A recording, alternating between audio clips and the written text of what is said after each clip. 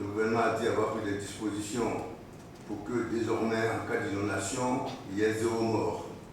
Et comme on a constaté que dans les quartiers précaires, il y avait quand même des morts, bon, ça voudrait dire qu'il fallait évaluer le dispositif que le gouvernement disait avoir mis en place. À l'occasion de la 9e Assemblée générale annuelle du réseau des parlementaires africains pour l'évaluation du développement, qui s'est tenue ce mercredi 28 août 2024 à l'hôtel Azalaï de Cotonou. Ahmadou Diomandé, directeur de l'évaluation des politiques publiques, du contrôle et du renforcement des capacités des parlementaires de l'Assemblée nationale de la Côte d'Ivoire, parle de sa collaboration avec l'Assemblée nationale de la Côte d'Ivoire. Une décennie de renforcement des capacités des parlementaires africains pour mieux légiférer, mieux contrôler et mieux évaluer les politiques publiques. Réflexion, collaboration et perspective.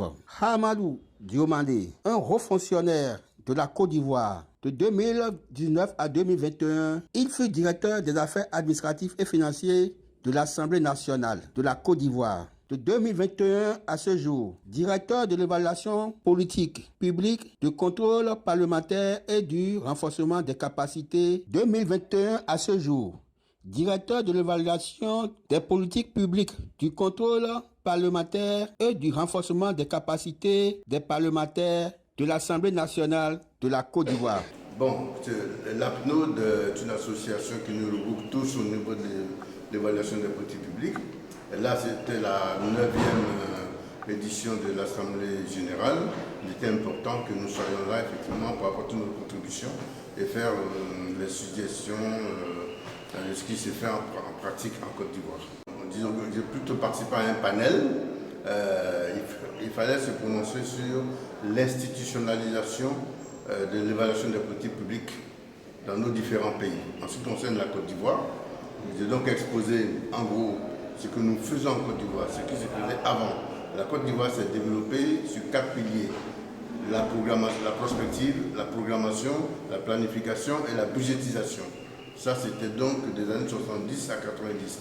Et depuis, on a évolué vers le suivi-évaluation, qui a encore pris plus d'ampleur depuis l'avènement au pouvoir d'État de son Excellence M. Alassane Ouattara, président de la République de Côte d'Ivoire, qui depuis 2012 a impulsé, 2012 a impulsé le suivi-évaluation. Aujourd'hui, nous sommes dotés d'une constitution qui institue formellement l'évaluation des politiques publiques et le contrôle de l'action du gouvernement par le Parlement.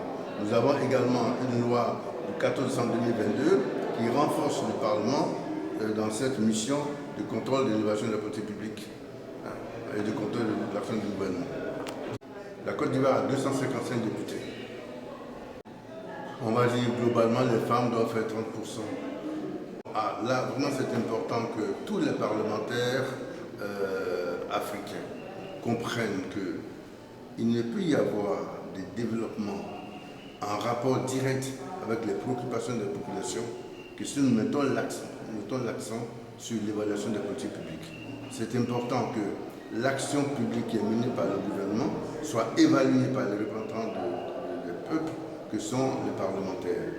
Évaluée soit en amont, soit en aval, même pendant. En tout cas, il faut qu'il y ait une évaluation qui permette d'éclairer même le gouvernant. C'est un outil à la décision que lui offre le Parlement quand il fait une évaluation de telle ou telle politique publique. Le mot de fin, c'est-à-dire que bon, je voudrais quand même remercier vraiment nos frères du Bénin.